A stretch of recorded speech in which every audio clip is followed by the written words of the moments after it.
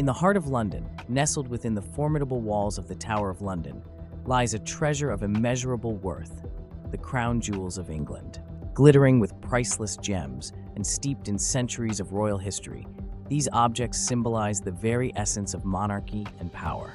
But on one audacious day in May of 1671, an Irish adventurer by the name of Thomas Blood decided that these treasures, guarded around the clock, should belong not to the crown, but to him.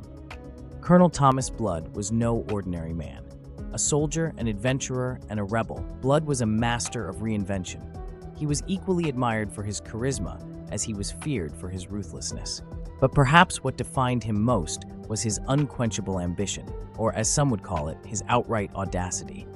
And in 1671, his ambition reached its zenith in a plot so daring it seemed almost impossible. It all began with a disguise.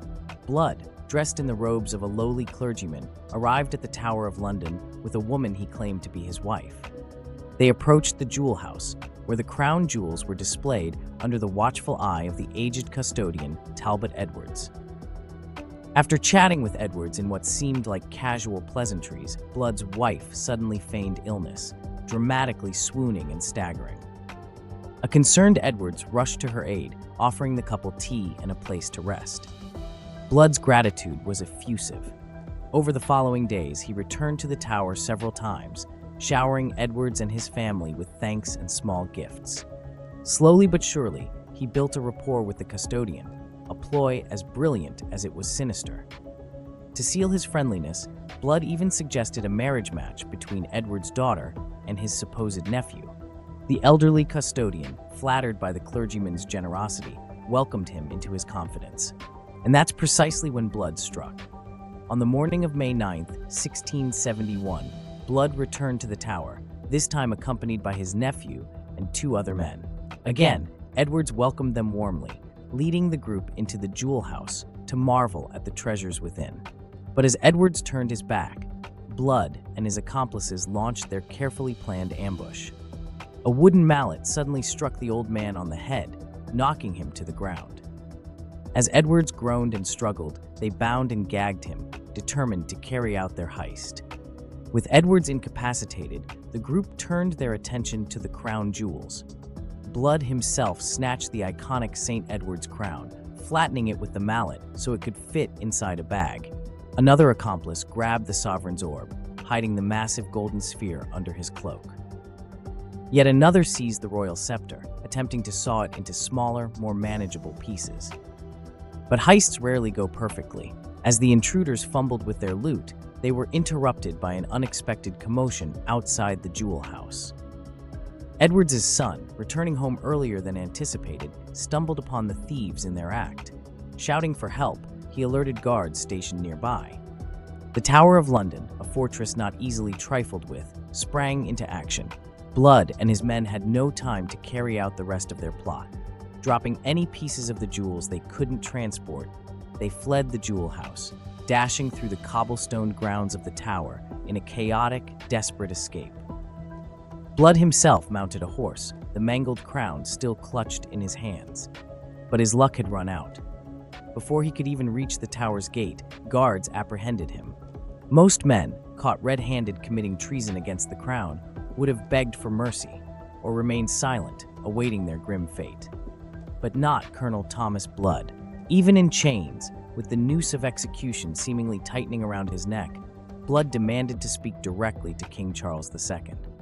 After all, Blood argued with characteristic bravado. What he had attempted, a plot so bold it bordered on lunacy, was surely a story the monarch would want to hear firsthand. And here's where the story takes its most baffling turn. Remarkably, King Charles II agreed to meet him. Blood, standing before the king with a mix of defiance and charm, spun his tale.